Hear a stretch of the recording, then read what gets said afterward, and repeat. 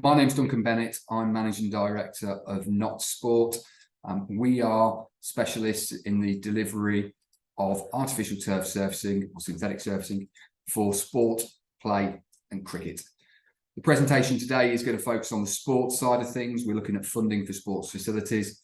If you are working on a scheme, or if you've got colleagues that you know are working on schemes for playgrounds and for cricket, then we've got colleagues here that can take those queries and take your contact information. They'll get in touch about those. But today we're focusing on sport and the funding of sport. So just a bit of a brief sort of outline of how the next 45 minutes or so is going to work. We're going to start out by being pretty blunt and upfront about what the cost of a sports facility is. And then that will lead into the comments and conversations around how customers that we're working with are accessing funding, both traditional and non-traditional, highlighting some areas of best practice that might apply to your scheme, and then ending in and explaining as to how Not Sport help and work with schools and customers around the UK in delivering their projects and helping them identify and hopefully secure funding across those different sort of aspects of traditional and non-traditional. So there's quite a bit to get through. I talk quite fast, so I do apologise for that. I'll try and do my best to go at a steady pace, but equally I'm conscious of everybody's time. So if I'm going too fast, send a comment to Mark on the chat and I'll slow down or recap something as we work through. So just a quick overview of Not Sport. I mentioned that we are providers of artificial turf. It's sort of equally called synthetic surfacing for sport, play and leisure. We have 4 customer areas dedicated to artificial turf solutions in those applications. Sport, which is what we're focusing on today, playgrounds, cricket, which is a separate entity to sport because of the specialist nature of cricket surfacing. And we also have an export division that takes some of those solutions out to Europe, where we have distributors of our products in Germany, Finland, Spain, and then further afield outside of Europe, out in North America. The sort of signature customer of ours in North America is Central Park Manhattan. They install our playground surfacing throughout Central Park, which is quite a flagship customer, obviously, for everything that comes with that. So we provide sport, play, cricket, surfacing, and we've been doing it since 1984. So next end of March, we'll celebrate our 40th year, which makes us the oldest dedicated provider of artificial turf in the UK. There's contractors that have been around for a lot longer than that have done natural turf or indeed civils, but then doing artificial. But as a dedicated artificial turf company, we're the oldest one across cricket, hockey, football, all the things that are on that bullet point there. In that 40 years, we've developed a reputation for quality. We provide or aim to provide effective, sustainable and innovative design solutions for each and every customer we work for. So we don't have a product in sport. This is in particular, if you're looking at a football field or a hockey field, etc., we don't have a hockey surface. We don't have a football surface. Our job, as we'll touch on later, is to give you the best advice possible so you can make informed decisions as to what the right combination of different components is for your particular scheme. That model, again, we'll go through it in more detail in the slides to come, but that model has established us as a proven deliverer of sports facilities in the UK, and we're official partners to England Hockey and Great Britain Hockey. We work very closely with the FIH, which is the International Hockey Federation. We're ECB Code of Practice approved suppliers for non-turf, as it's called in cricket, non-turf cricket. And across all those areas, including play as well that I mentioned, we're trying to innovate and create the best possible turf solutions for those different applications. We've got some badges there to illustrate the point that I've just made that we're very proud of. So hopefully that gives you some reassurance that the company has been around. We've seen any number of different types of projects, and we've got a good level of experience, and that reassurance hopefully gives you confidence that we're knowledgeable in this area. And I said at the start of the presentation, we wanted to be quite upfront about costs. So it wasn't that long ago that we were talking to customers about new build hockey pitches and 3G fields and saying, really, you're looking at, plus or minus 10% of £500,000.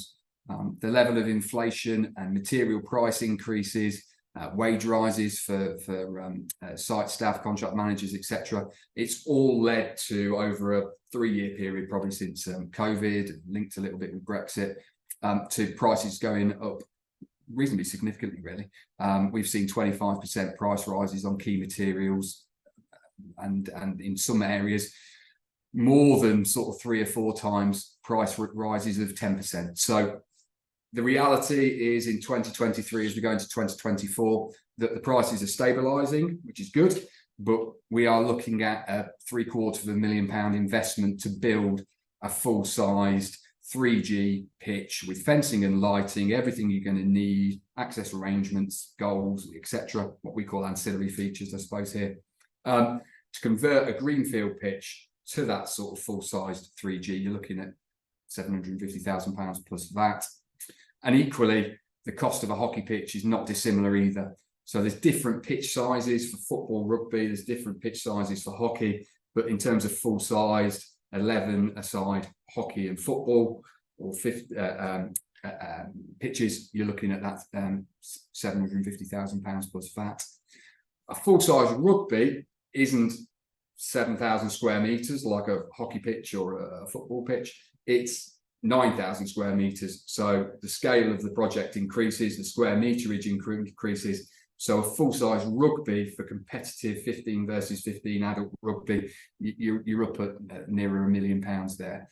But more often than not, when we're working in the education sector, we're talking about new build football with rugby training, which is why it says there football, rugby, or indeed new build hockey pitches. And that bottom point there, plus or minus 10%, is quite key, because if your fields are terrible draining and they're holding water, and at this time of year, you'll know whether that's true or not. We might have to go to some extent to do some quite detailed drainage, earthworks exercises. If you're on the side of a cliff, you're going to have to do some cut and fill work. So £750,000 is a good sort of figure to work from today. But if you've got terrible ground conditions, or indeed if you've got really good ground conditions and access, that price might be higher or lower, depending on the specifics of your site. Equally, you can spend a lot more money on that. You can spend, you can pay for the highest quality, fencing. You can integrate any number of different additional features beyond what we've described here. But to convert a greenfield site to a fully functional football, rugby, or hockey pitch, you're looking at that figure. And then for a resurface, we're looking at around £260,000 plus VAT for either a 3G pitch or a Sandrest pitch, again, including surfacing and shot pad. And again, there's vagaries there, because it will depend on the exact size and dimensions of your artificial turf surface. Some artificial turf surfaces are installed fence to fence, some have tarmac surrounds, and the impact of that can be quite considerable in terms of the square meterage of new material, and indeed material you're trying to get rid of at the point of resurface. So these are figures to work with, but don't take them as gospel for your particular site. And again, we'll touch on how we can help you with your specifics as we get through the presentation. But they're the sort of figures we're looking at. And what we're seeing, despite those sizes of capital investment, is an increasing level of interest in two things, really. One, in investing in new sports facilities, so building new, like the greenfield examples we gave on the previous slide, or indeed upgrading existing. Now, that might be a resurface that we touched on just on that last slide there, a resurface of an existing artificial turf pitch, or it could be improvements to an existing, either underused or maybe 20, 30-year-old bank of tarmac courts. So we're doing a lot of work with academies and academies trusts, trying to rationalise what they've got and establish whether a new build pitch, full size, 6,000 square metres, 7,000 square metres, is actually right for them, or whether there's a better level of investment to be made in improving existing assets like those sort of tarmac courts that not always, but can quite often sit quite quiet and become more of a playground than an actual sports facility. If you're in the situation where you're looking to improve or build new, then it's very, very common that facilities are generating tens of thousands of pounds of income where there's floodlighting and there's external use. And as one business manager for an academy in the north of England said, there's no other investment as an academy that she can make that will generate X income. And in her case, it was £40,000 based on the work that we put together. So each year that facility, there's a capital investment, but it's going to generate an income that will be valuable to the school and the trust, and can allow that trust or academy to invest that income into science block, refit of the kitchen, whatever it may be. And I think that's quite a prescient point to make, that artificial turf pitches built well, designed well, and with lighting and community use do generate income. And in the south of England, very, very commonly, they're generating £100,000 plus of income per year. Depending on where you are in the country, that might be outlandish or it might be realistic. Again, we will go through that with you if and as you get in touch to follow on from this presentation and discuss your specifics. So I said that a lot of the projects we work on require funding of all different types of nature. So what I thought would be useful to do is just give a bit of an oversight of the existing situation with the traditional funders, the likes of which are Sport England. So just this week, and this obviously wasn't planned because we announced this webinar a fair while ago, Sport England announced that there would be a investment of, it says there, £250 million for boosting activity in deprived areas.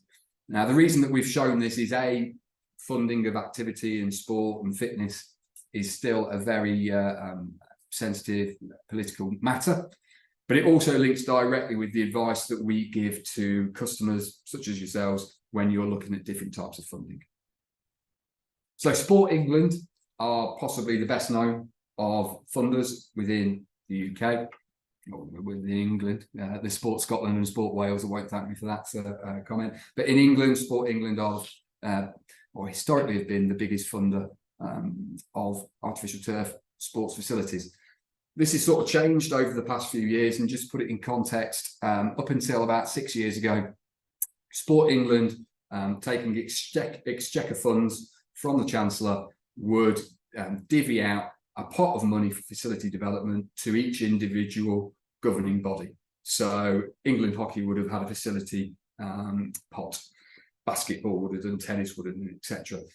What they decided about 6 years ago now is that actually the outcomes they were getting from that in certain sports, not all, wasn't the outcome that they wanted as a national sort of advisor for sport in England, representing the government. And so they took that all in. So basically they stopped giving it to the governing bodies and they started to administer the funding out centrally from Sport England. So at that point, what they decided was that they would be getting much more strategic about what projects they were funding.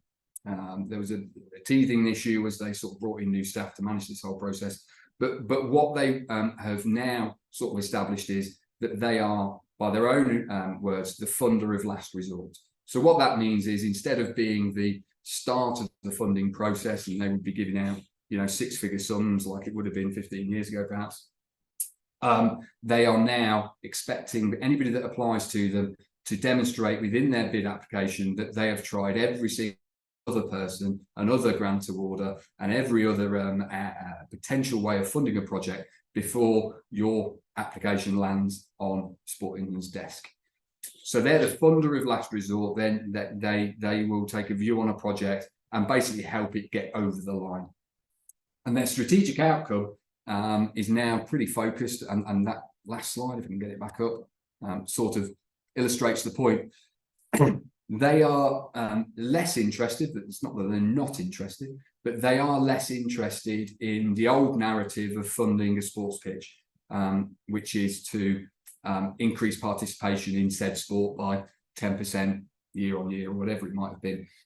So historically, it was quite common to see grants being awarded to a school that would partner with a hockey club, and the hockey club, as a result of the facility, would see junior participation grow, or whatever it might be.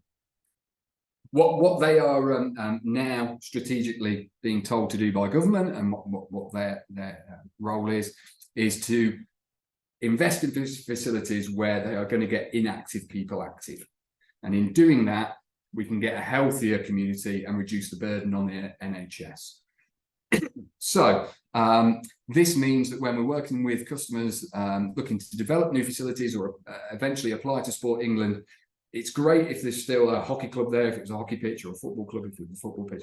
But equally, or more importantly, it needs to demonstrate how that pitch is going to be used by people that don't currently play sport, and therefore get inactive people active. So yeah, I think it's reasonable to say that building a pitch is fantastic. It's going to create a level of interest in the community. But if you've not played sport for 30 years, if you've not got a basic level of fitness, it's highly unlikely you're going to see that pitch open and go, all my dreams have come true. I'm going to buy a hockey stick, play hockey for the first time in 35 years, and away I go. The reality is that the narrative that we are seeing successfully employed now is to say, right, we are going to link with outreach programs, local GP groups, diabetes groups. There's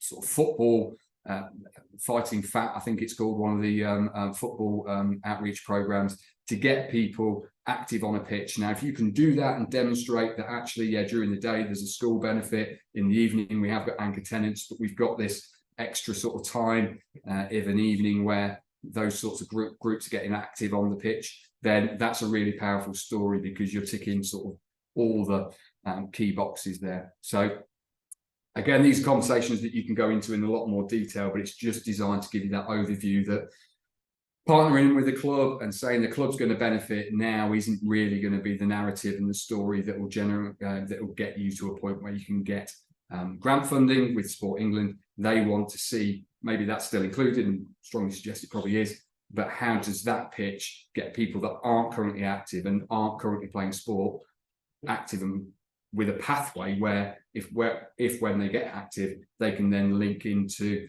some back to hockey schemes if it was a hockey pitch, etc. So it's about telling that story about how the pitch can be used by anybody, even if they're not currently active. And the last point is critical as well. I mentioned earlier, Sport England historically have, and still do on occasion, give out some quite significant grants. But the average grant now is that grant to get a project over the line, where you've got a lot of the funding in place as the funder of last resort. Their average grant is now sort of 40 to 50k.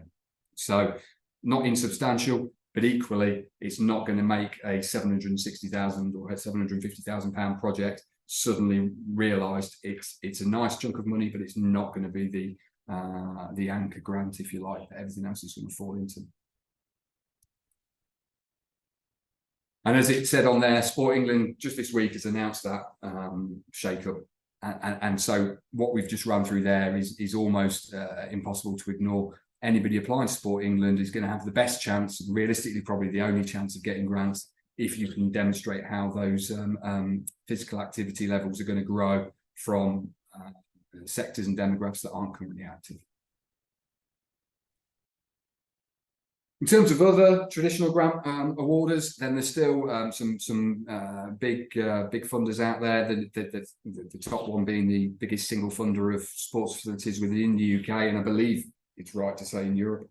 So the Football Foundation Fund aims to fund 100 fields a year, and they fund 50% or more in some occasions, depending on what the strategic outcome is of a scheme. So that's something that is definitely worth exploring if you're looking at a football field. They will only be interested if you're building a pitch that is designed to meet FIFA requirements. So you can't build a hockey pitch and say, oh, we're going to put some football on it. that won't meet their criteria. It's got to be a football pitch. And for the grant that you'll get, if you're lucky enough to work with the Football Foundation, then they will have quite strict grant conditions. It'll have to be let at this sort of rate, that this sort of use is applied at these times. So understandably, because they're funding some big money, there are restrictions that in some occasions that have resulted in some schools sort of saying, well, we understand the benefit of it, but actually we'd prefer to be masters of our own destiny. The other reality of the Football Foundation is it's massively oversubscribed.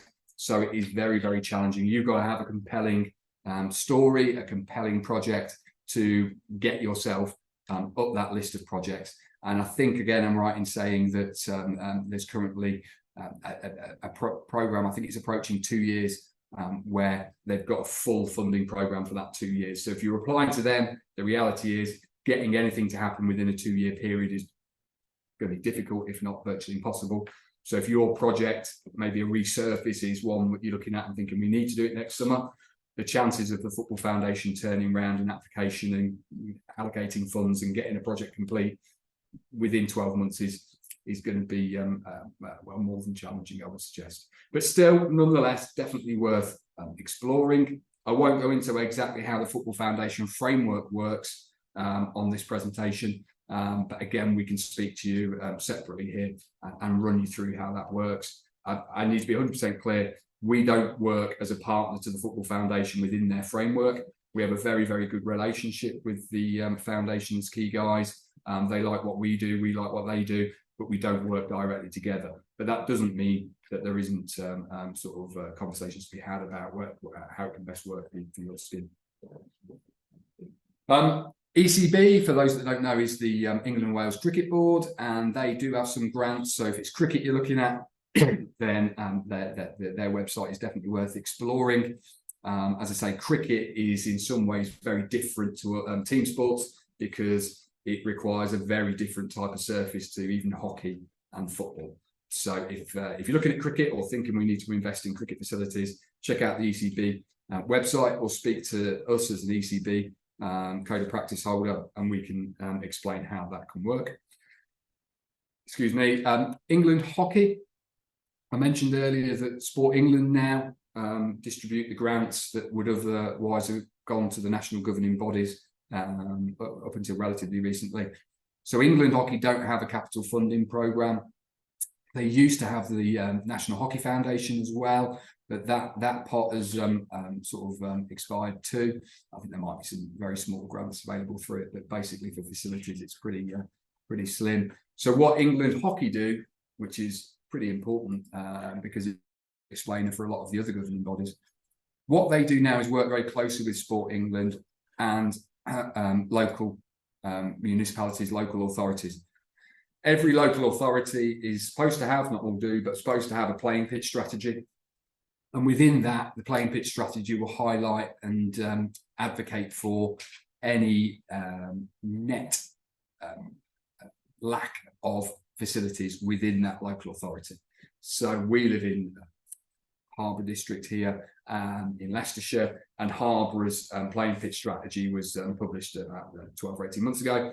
And within that, it said there was sufficient 3Gs, not enough hockey, etc. And your individual playing pitch strategy should be available online on your local authority website. And within that, you can see whether or not there is an identified shortfall in whatever sports facility you're thinking of going into.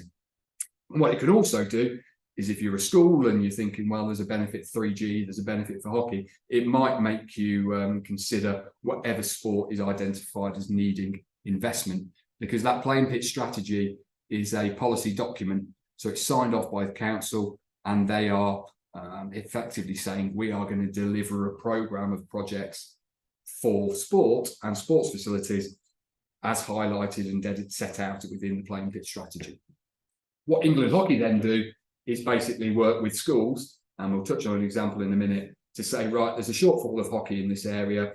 Can we work with you, Mr. and Mrs. School, and put a hockey pitch here, and we will parachute in a team that is looking for training pitches and pitch capacity, so that it starts a a conversation there from. I'll come on to that again in a bit more detail with an example that we delivered a few years ago. But England Hockey, as a funder, will basically direct you to different ways of funding a project rather than having any grant applications themselves.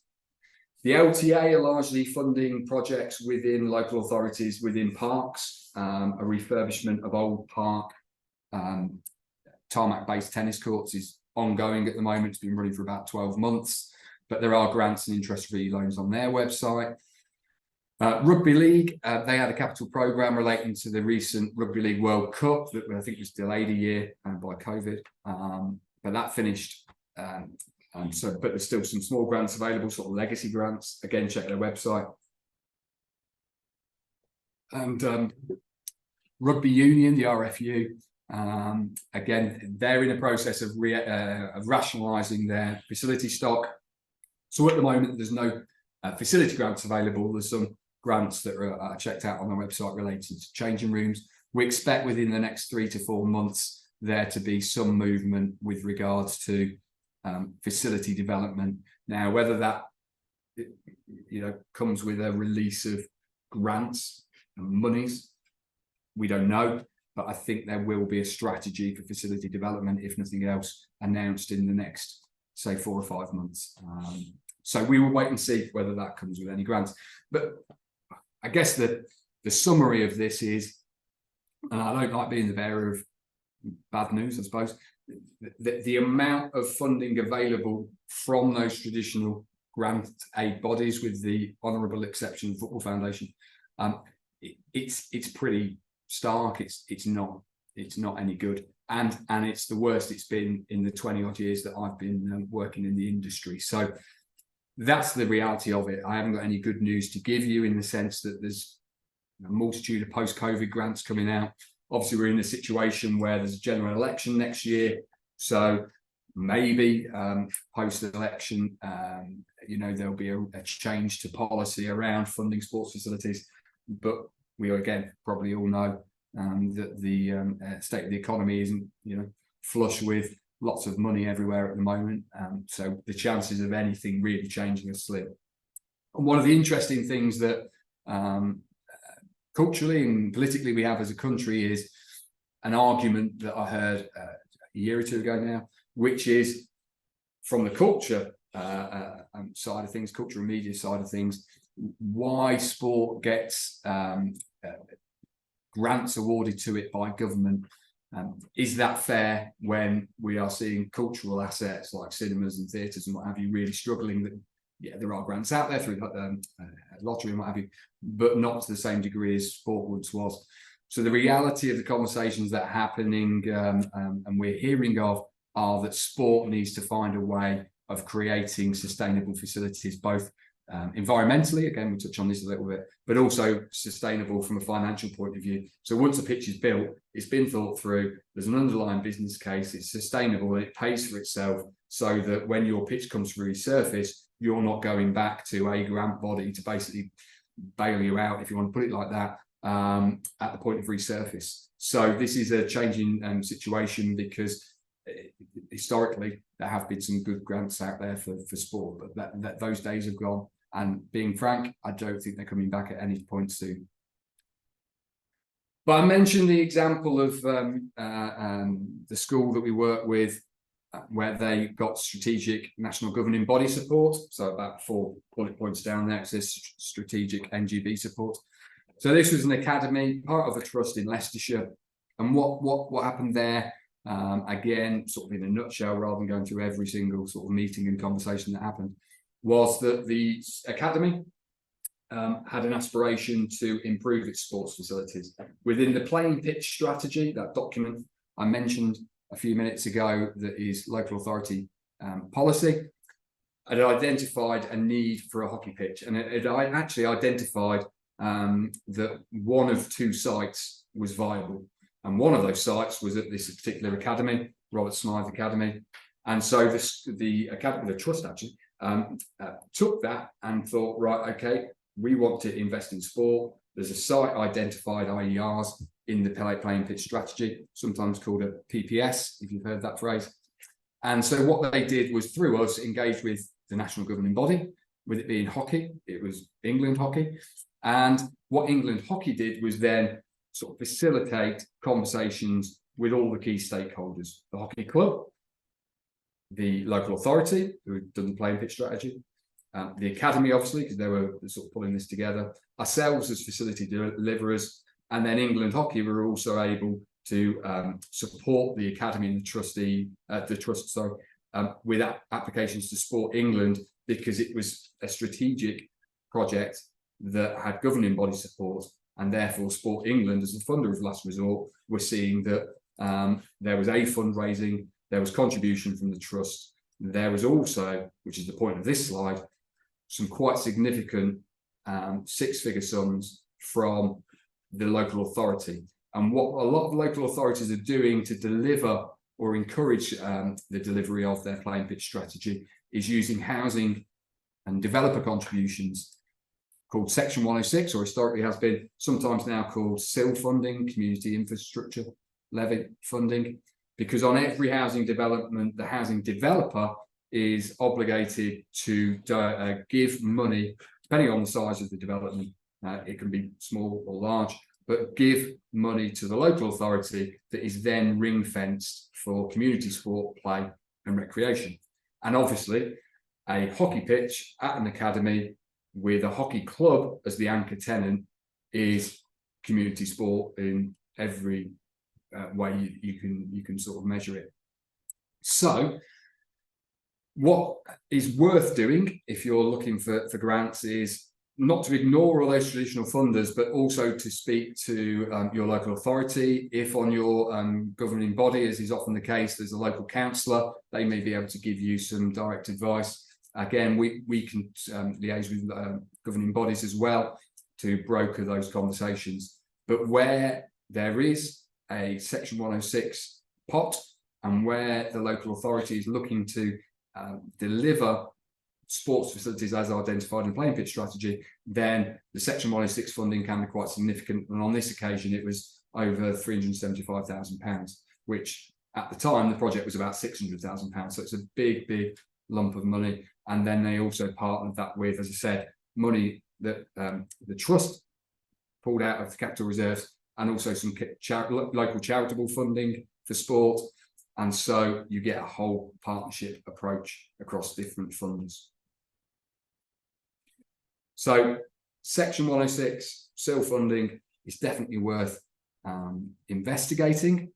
And if you are looking to see if your scheme or your site is named in the playing pitch strategy, and it is, then you've got a good starting point as a justification to go to the local authority and say, look, we're in your playing pitch strategy, you've identified a shortfall in football, we're here to and want to improve our provision at the school, and in doing that we can meet some of your requirements within the playing pitch strategy. I hope that makes sense, but it's definitely worth exploring. And then other funding. So local charities grants, there are any number of very, very localised grants within towns, within counties, and we can't know every single one. So as we're working with schools, it's often their sort of legwork, I suppose, where the school or the project team will explore what local charities grants there are. That might only cover, goals or whatever, but goals aren't cheap these days either. So if there is a pot that helps you get 10, 12, 15,000 pounds towards the goals part of the project, then it's definitely worth having a look at. There is also social funding. Now, again, this is sort of in its infancy when it comes to sports projects, but where you're in an area of potentially deprivation and you can demonstrate a measurable social impact as a result of the project. So that probably isn't going to be because of a hockey pitch building, bringing an increased participation for hockey. Probably not going to work quite that way. But if you're doing outreach programs with local services, like the police, for example, like NHS or whatever it may be, there could be pots of money available as a result of that. It's quite challenging to demonstrate in the way that is needed for social funders to release funds, what the benefit and the direct social impact is, there are sort of calculations that you can do, and we can introduce you to people that are specialists in this area. So I wouldn't sort of hang your hat on it and go, well, that sounds like the perfect solution for me. It's quite challenging, it's quite new, but we do see ways that certain customers can access some, again, reasonable chunks of money actually for the social funding stuff.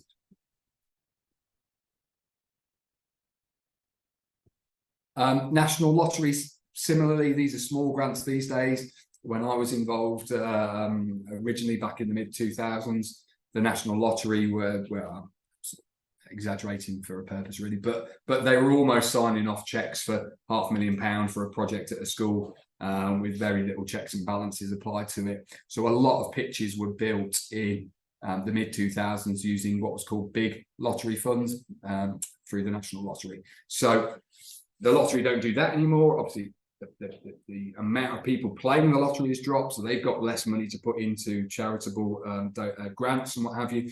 But there's still, in local areas and sometimes nationally, some pots that you can apply for where, again, you can demonstrate that community benefit, that social impact.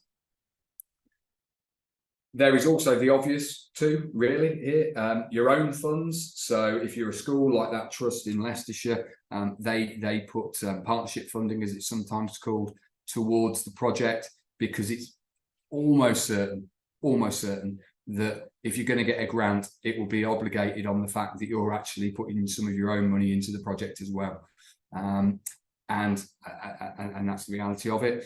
That might also come through fundraising. So we did a job in Yorkshire a fair few years ago now, but they had a dedicated fundraising manager, and Deborah went round the local town in question and basically spoke to as many, if not all, local businesses, asking if they would contribute towards the project as a local business. They had, in many cases, a position where they would support projects such as this, where there was going to be a community benefit. And she was asking for up to £500. So some businesses were giving £100, some were £250, some were £500. But she went round and ended up getting, I think, over 120 businesses to donate. And if you're getting that sort of money in across those different businesses, then it does add up quite quickly. And it can demonstrate to other funders, like the lottery, like Sport England, like local authority, that you're doing your bit and you're doing your own funds as well as fundraising. So that is an important part, and depending on where you are in the country, that might be easier or harder to do. And then there's also even sort of newer or alternative, probably is a better way of putting it, than non-traditional, because we've gone through the non-traditional up to a point. But yeah, non-traditional funding. So Charity Bank linked to social funding. Again, they've got certain criteria that can sometimes prevent schools applying directly or academies applying directly. So there's different ways that you can run a facility. We had one trust set up a charitable arm to administer and run what was then the new sports centre in the pitch, which meant that they could access some grants that were charities were eligible for, whereas if you're a trust, you wouldn't be able to apply for them. So again, we aren't experts in sort of businesses and charitable setups and things like that, but we can give examples of customers that have obviously done everything correctly and been able to access different funding as a result. But the other way that we're working with a lot of schools is through our own fast track funding model. So I'll touch on that now for the next sort of 10 minutes. But basically, the summary of traditional grant aid is that it's shrinking. It's already pretty small. It's not going to get any better. The chances of any of the governing bodies suddenly happening upon massive sums of money to invest in grassroots sport is slim to none.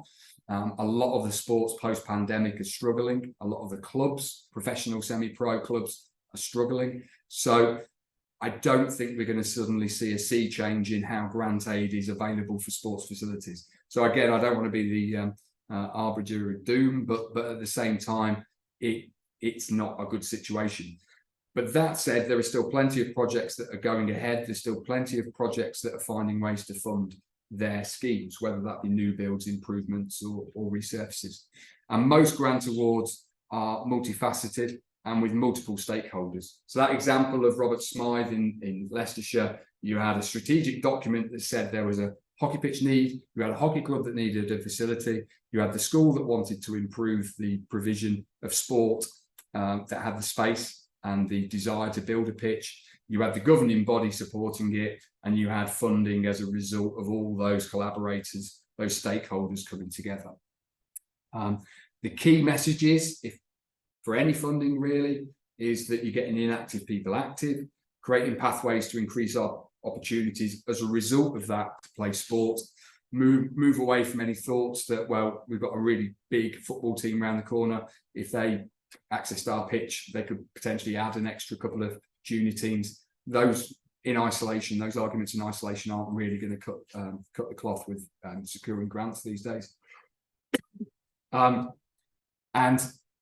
that point there, increases in sport participation levels is still important, but they're not the determining factor. And it's important that you sell the narrative of the scheme and get as many of those stakeholder engagements in place, supportive letters, so that the funders almost see it as a no-brainer, if you like. There's this benefit getting people active, there's this benefit in terms of the benefit to a school, or during the day the asset's going to be used by schools if it's not at school, and then in the evenings the sports club element will kick in. At weekends we're engaging with all these other stakeholders, outreach programs to get people that aren't currently active, and then there's links from that activity into sport so that they can join the sports team that train on a weekday evening.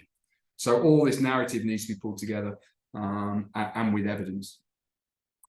And if there's fewer grants available, there are grants there, but if they're in fewer supply, if they are in smaller sums, then, as Sport England sort of said, perhaps not quite this bluntly, but the only option for customers looking to develop pitches is to develop facility plans, business cases with a robust, sustainable economic model. So you're demonstrating that this facility is going to self-fund almost.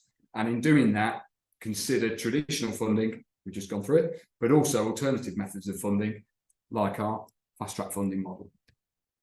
And so what is that? So not sport, we offer this as an extra over to our standard service. So you're not obliged to use it. It's just there as a really viable option for a lot of particularly education customers around the country. And it's designed to offer them an alternative to that oversubscribed grant funded route. We've already said those grant awarders, the Football Foundation, for example, they're already oversubscribed. So you've really got to have that compelling argument. But that isn't to say that projects that don't get grant funded don't have a value, that don't have a viable scheme and benefit and outcome to it. So we believe this is an opportunity for customers that perhaps can't secure grant aid, but still want to deliver the project. And the idea is that you spread the cost of the project over a period of up to 7 years. Now that can be used in combination with certain types of grants. It can be used to top up existing capital reserves. It doesn't have to be for the entire amount, but equally it can be for the entire amount. And it allows you to deliver a project without any upfront contribution, aside from planning application fees and the consultation surveys that might be required to get the planning application. So acoustic surveys if you're close to residential properties, if you've got trees around, you might need ecology surveys, horticultural surveys. You would be obliged to pay for those, but not the actual project capital terms.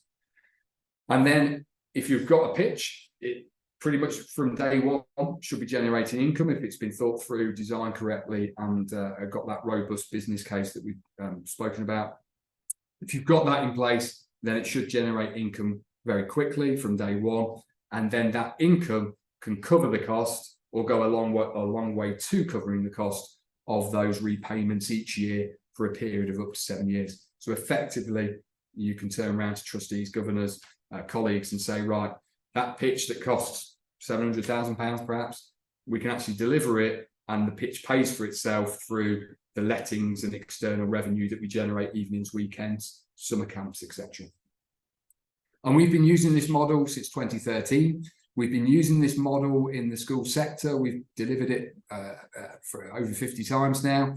Some of those occasions, the business case is so compelling that the trust in question or the school in question has actually released capital funds that they weren't going to use because they want to avoid using the funding route, I suppose, fast track funding. To us, because it's a bolt on to the service that we already deliver, it doesn't matter whether you use the fast track funding or not, but what it invariably does is give you a really comprehensive document to start building the business case around, so that you can demonstrate that this project is a capital project, but it could be funded via this operating lease model, which is how the fast track funding has worked up.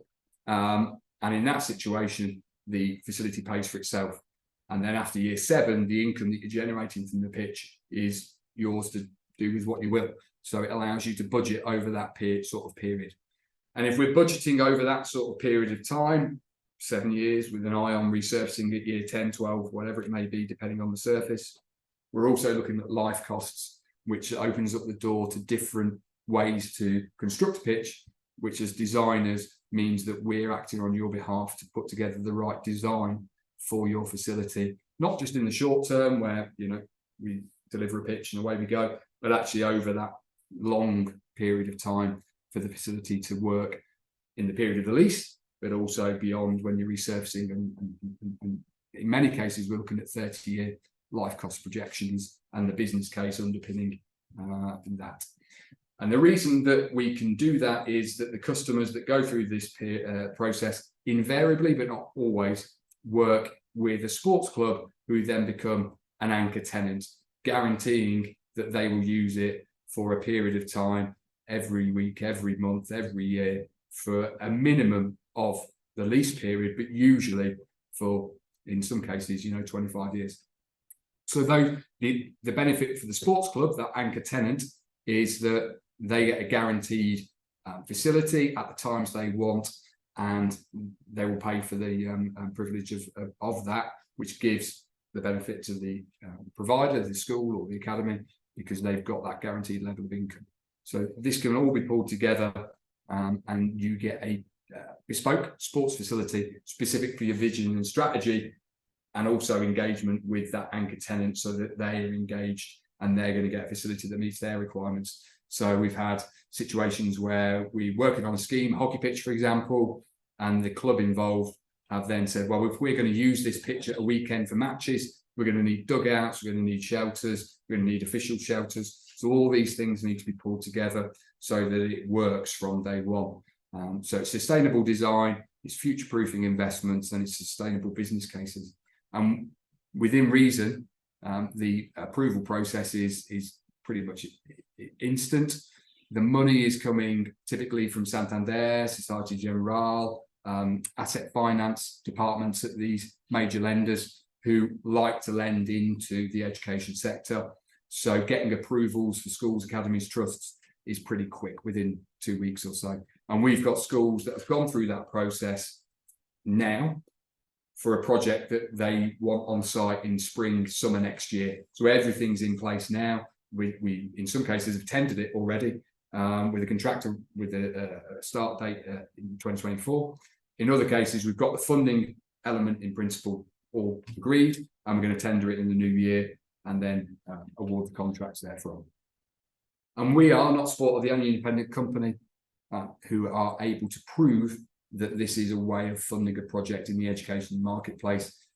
On the first occasion, the first project at Whitefield School, there's YouTube videos of the head teacher, Martin Lavelle, who subsequently has moved on to a different school, to be fair. But there's YouTube on our YouTube channel, there's videos there, and he'll explain that it was a long, drawn-out process to get ESFA approval, and we had to get Secretary of State approval as well. So that is arguably the reason why nobody else has managed to get it through the checks and auditors. So we've been using it 10 years. We've done over 50 projects. We've done nearly £18 million worth of projects. And the average that we've calculated across those projects is that fast track funding covers around £359,000. Now, obviously, on a new build, that's a significant chunk. Some projects have been 100% funded. Others have just used the final £100,000 to get the project over the line because they've got capital reserves that they can use. But it's certainly a viable option to consider in a world where traditional grant aid is highly oversubscribed and difficult to get a hold of. So the process of fast track funding, but it links to the traditional funding, which is why this is quite a compelling argument at times. We work at risk. The bit we want to supply is the artificial turf at the point the project happens. So typically we're working with schools for 18 months, 2 years, in many cases longer, to get them from a point where we've been out, visited, produced a really comprehensive feasibility report that says, right, this is what you've currently got. These are the ways you can go about converting that site to whatever it is you're looking to deliver, 3G pitch, hockey pitch, whatever. These are the capital costs, and these are the planning processes if it's new build that you would need to go through with costs identified from the planning element. We then give a fast track funding projection saying, right, here's the capital costs. If you took that and spread it over 7 years with fast track funding, these are the sort of figures you'd be looking at, repayments per year. And these are the ways that you can go and investigate traditional funding, link with governing bodies to get Section 106. So over a period of time, quite often 2 years plus, we're evaluating and updating that document to try and get a level of interest from Sport England. It might be from the local authority, 106 funding, local charitable funding, so that if come the point the project happens, we've got £100,000 of grant aid in place. That is money that doesn't have to go through the funding and the lease solution. We aren't contractors, so we work with those customers to give them the best chance possible. And then we invite pitch builders to tender for the project. So you'll get typically 6, sometimes up to 8 independent pitch builders pricing back to yourselves as the customer for the right to construct the pitch that we've agreed is right for your site. And then you can pay whatever works. Usually it's annually, to be fair, but you could pay monthly, quarterly, or whatever suits your requirements and preferences. At the moment, we can't dovetail fast track funding directly with Sport England funding. The reason for that is Exchequer funding requires you as the grant recipient to own the asset to which Sport England and Exchequer funding is being granted. So you need to own the pitch if Sport England are giving you an element of funding. But what's happened is that on occasion where there's just a greater good, I suppose, in some ways, Sport England will say, well, okay, what we'll do is we'll fund the lighting with our 50k. You use fast track funding, you get the benefit of the pitch, and you use our funding for an element that you retain ownership of, i.e. the lighting. So there's different ways it can work. That would have to be explored on a job-by-job basis. There's no guarantee on a global scale or a national scale that can work exactly as I've described, but it's certainly worked in that way for others. And as I mentioned, we've had an ESFA approval. Every job has to also go through an auditor approval. So our financial specialists, of which I am not one, as you might well have already picked up, they will work with you and your auditors to get the lease approvals in place so that then the project can be funded through the fast track funding. And again, as it mentioned, we've already done that process for a lot of schools looking to deliver projects spring and even summer next year. So it's something we can get done early, so you're not left wondering as we get closer to the point where you want to deliver the project. So funding summary, yeah, we've looked at different funding options. There's no getting around it. Large capital grants are tough, rare to obtain. Maybe that's a bad choice of phrase, but certainly tough, oversubscribed, and you've got to have a compelling argument to position your application in a higher priority or a better way than the other applicants that are also applying for that pot of money. So it is tough. It's definitely 100% worth exploring, but it is tough, and yeah, there's lots of doors slammed in faces, etc. Fast track funding as an alternative method of funding can work as a standalone solution, or it can dovetail in to other types of fund capital reserves. It can top up other grants, with the exception, as I say, directly of Sport England. But more likely, what will happen is, as we develop a project, hopefully with you, you'll start to see that the the fast track funding, it might not be the answer, but what it does do is establish a business case and rationale for the scheme.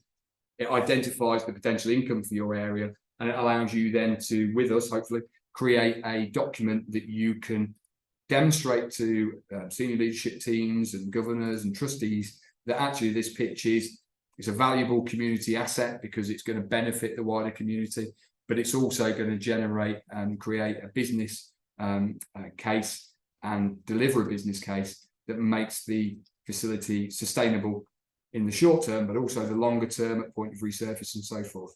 So it considers capital cost and revenue costs over that mid to long term.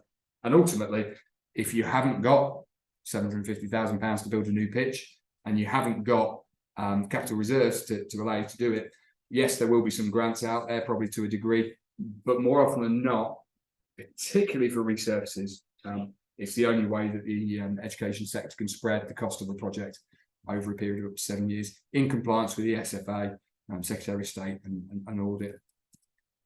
And I mentioned there, it demonstrates to the wider project team that this is a sustainable funding model. You'll be partnering almost certainly with an anchor tenant, whether it's traditional funding, whether it's part traditional, part of fast track or alternative funding. Finding those anchor tenants is key.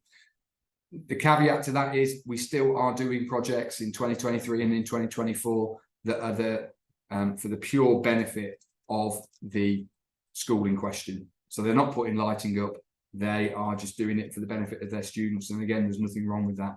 But where we're trying to create a sustainable funding model, you're almost certainly relying on income. And if you're relying on income, you need floodlighting. And if you're relying on income and floodlighting, you need users. And that anchor tenant is often a great way of getting that sustainable model together. So most schemes end up using fast track funding, not sport, generally as a starting point from which a business case can be developed and can demonstrate value. And that can obviously, as I mentioned, in turn secure the grants. That will reduce the burden on the fast track funding. It will reduce the lease amount, which is in everybody's interest. And in summary, it's rare that any scheme is 100% grant aid funded, 100% fast track funded, or indeed 100% self-funded. It's usually a funding mix.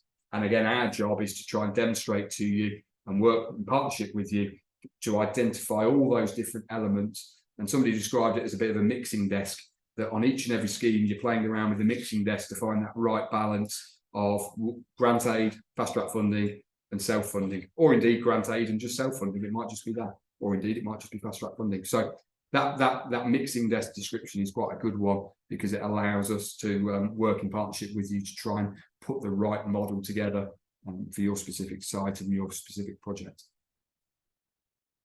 So some examples, because this is probably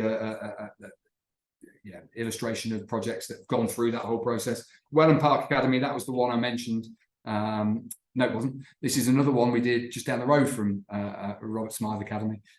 So here, the council, again, it was the same local authority, Harborough. They had a strategic playing pitch strategy, and the academy were looking at fast track. They then used fast track to demonstrate a viable business case, and they got buy-in from different stakeholders.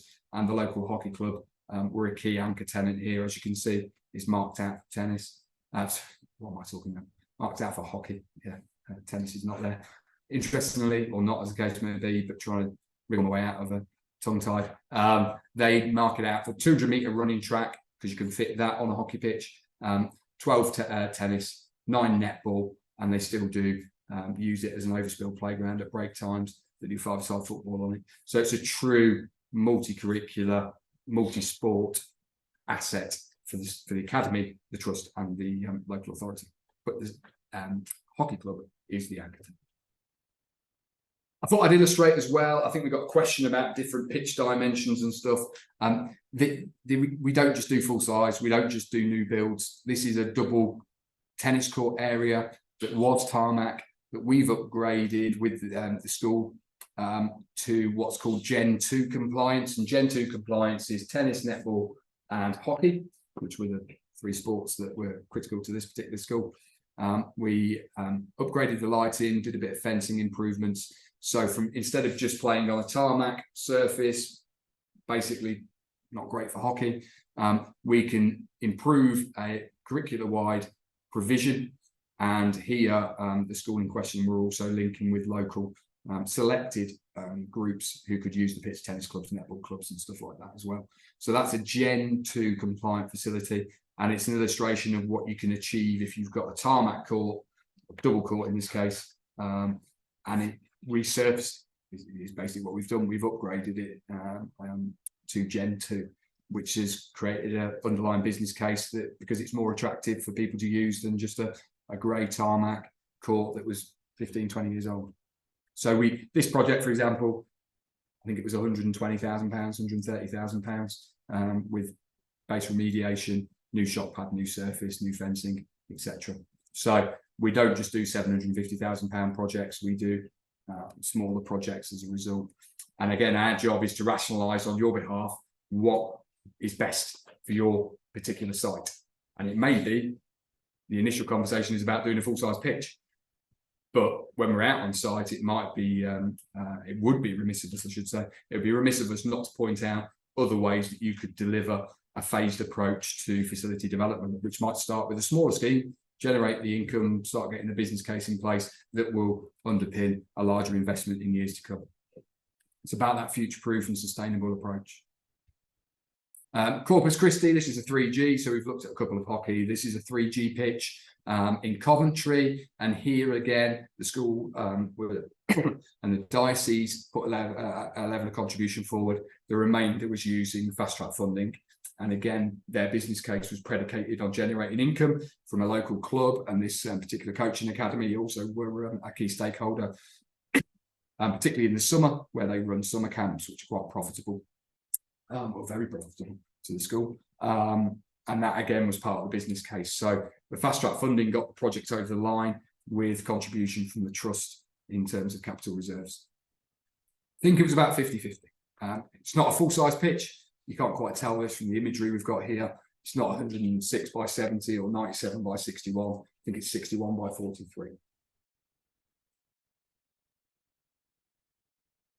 Garstang Academy, perhaps a little unfairly, I always describe this one as a pitch that in some ways probably shouldn't have happened. It was down to the pure bloody mindedness and determination of the business team and the fundraiser there that refused to take no for an answer effectively over a 4 or 5 year period, and just worked tirelessly to secure as much local funding from business, from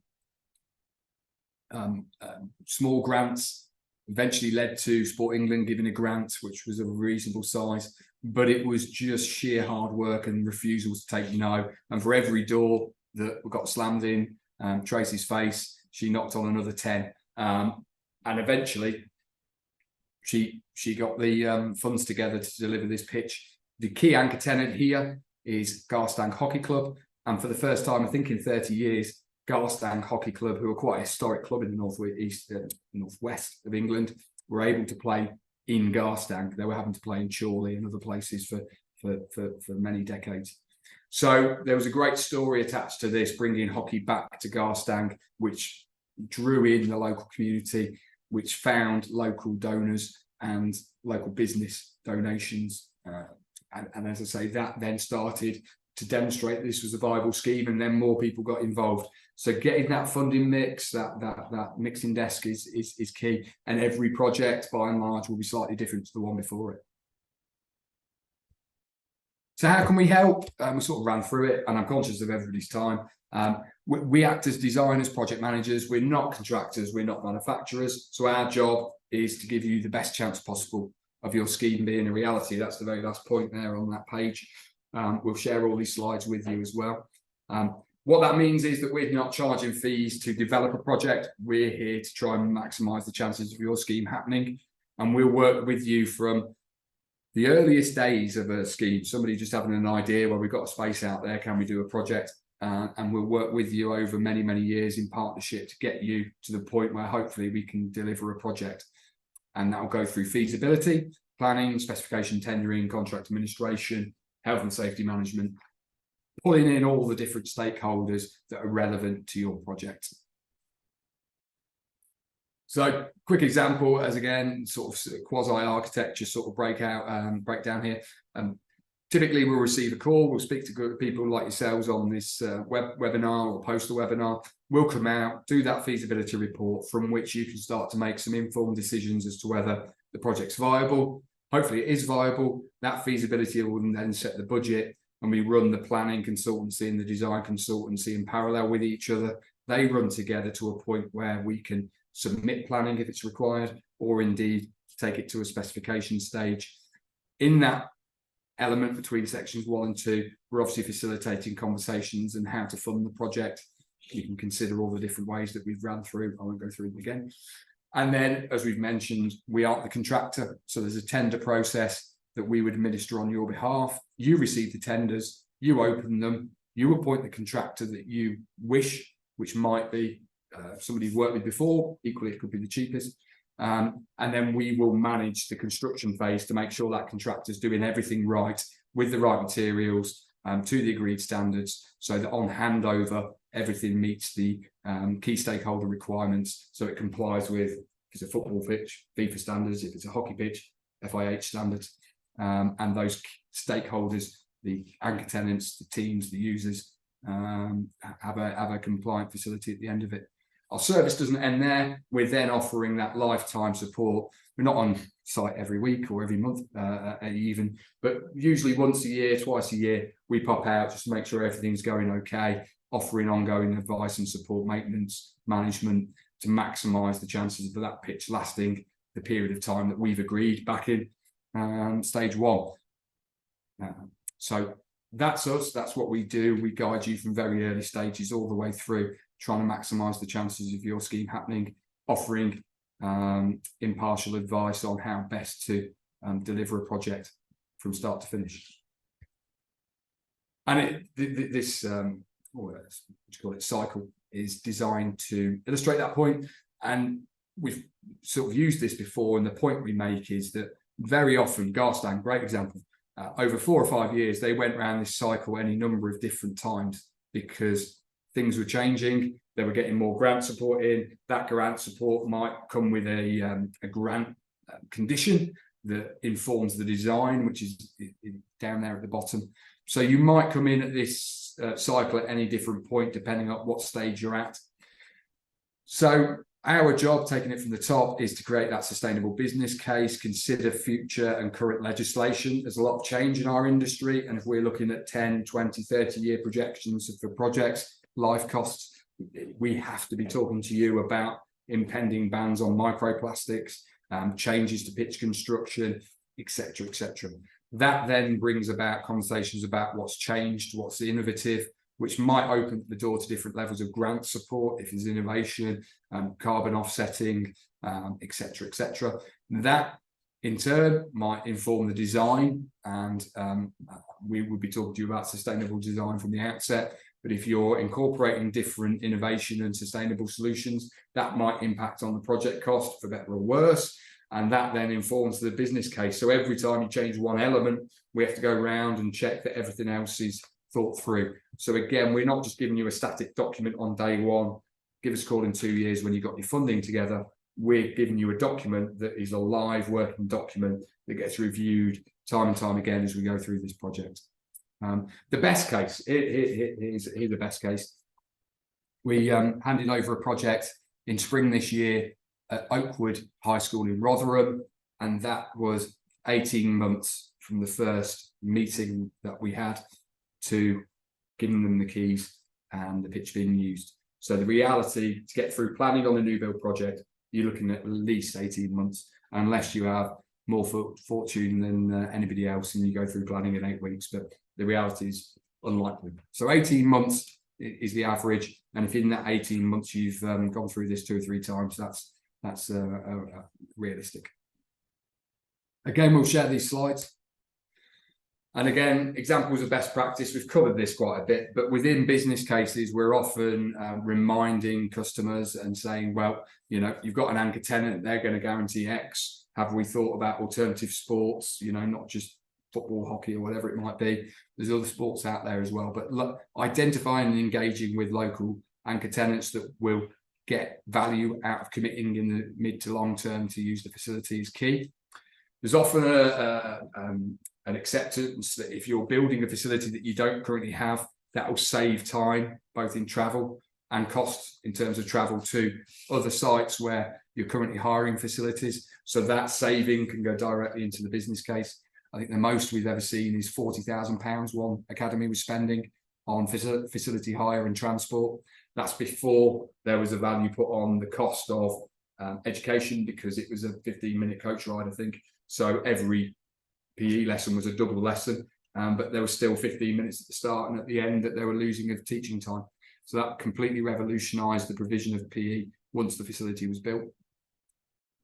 Within the academy sector, we accept, we're not experts again in terms of how academies are funded, but obviously there's a link to headcount and capacity. So we again work with enough schools to know that they're often telling us that the pitch has attracted parents and their children to the school, where before, without the facility, they were losing potential students to other schools in the local area that did have facilities of that nature.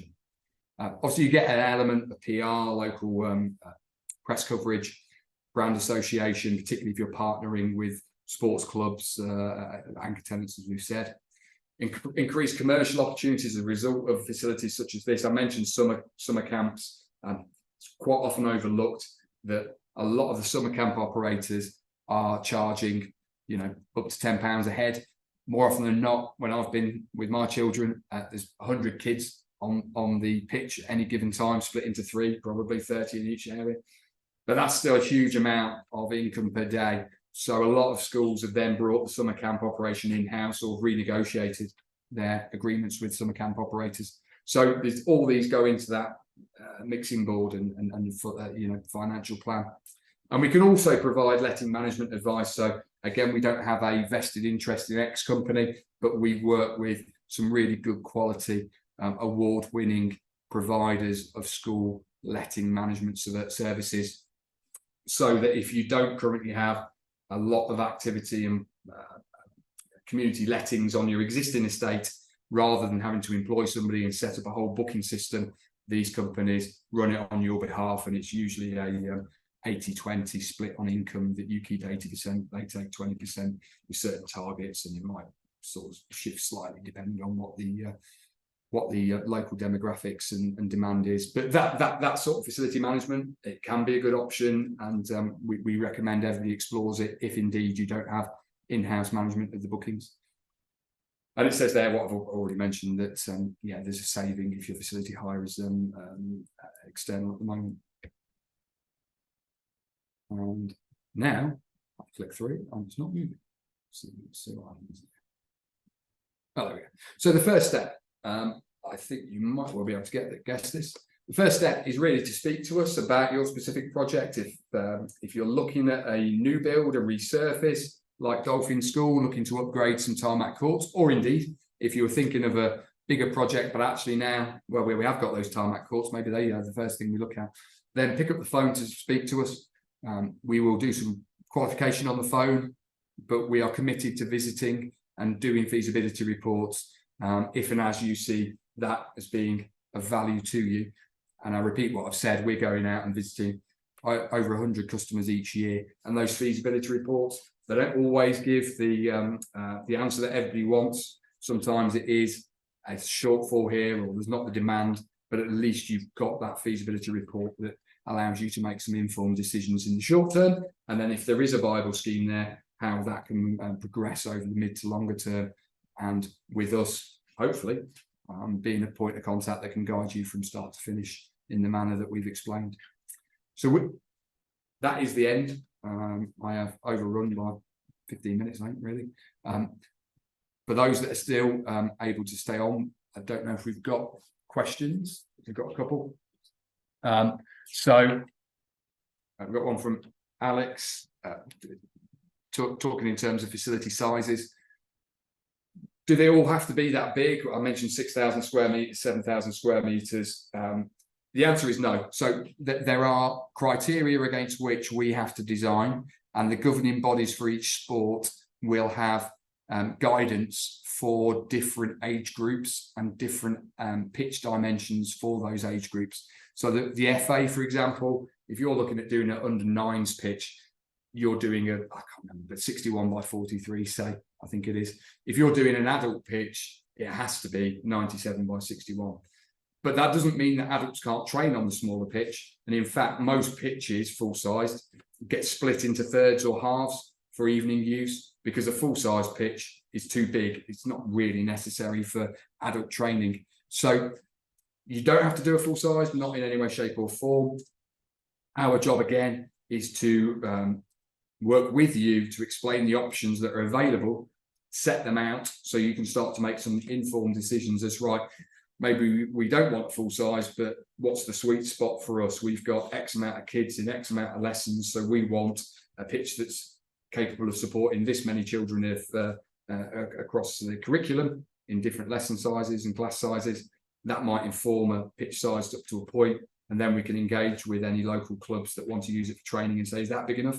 And then their input will dictate a little bit of the commercial reality as to what pitch size. So there's different sizes. Dolphin School, as we put up there, was a double tennis court area, so 1,000 square meters, 1,200 square meters, and a single court multi-use games area is something like 700 square meters. So we do anything from that sort of size all the way up to, we did a double pitch last a couple of months ago in St Ives in Cambridgeshire, and that was a hockey pitch and a football fit pitch, which is 13,500 square meters. So anything that big, anything smaller, anything in between, we deliver. So yeah, if you've got a smaller area, our job as designers is to maximize the value that you get from a smaller area and make you aware of what it can and can't do. And then the second part of the question was, does it also have to have lighting? So if you're looking to get any level of traditional grant aid, it will almost be certainly predicated on there being community access. And to give community access to the hours that are required by grant condition, your only option is to provide lighting. If you're looking to do a project for you as a school or a sports club or whatever, and your usage is during the day and daylight hours, then, for example, fast track funding, there's no requirement to have lighting on a scheme. So again, that sort of comes into the mix of, if you don't want lighting or can't get lighting, you're too close to houses, you're in a conservation area, whatever it may be, and you don't want to go through planning to get lighting, that will just inform the design, inform who can use it, and revise a business case or create a business case based on those parameters. So no, you don't have to have lighting, but if you want traditional grant aid support from Sport England local authority, it will almost certainly, if not certainly, be predicated on having community use of an evening and a weekend, which means you need lighting. But I know there's been, I can see chat on the site there. I'm conscious of everybody's time. That slide that's still on the screen is really the critical one. We can talk to everybody individually and talk about all the different ramifications of different choices and options, etc. But the reality is we need to talk to individually, and to do that, I'll be here till probably 4 o'clock in the morning. So I'll leave it there. We are here to answer any questions. We have 3. There's me, Tom, and Simon that would be more than happy to speak to you about your specific project, arrange visits, arrange consultations, produce feasibility reports from which you can take forward your project if and as you see it being viable, with an understanding of what grants and what funding options are available to you from those early stages. So hopefully the presentation has given you those overviews of traditional grant aid, non-traditional, typical project costs, admittedly for full pitches, and explained how we can help.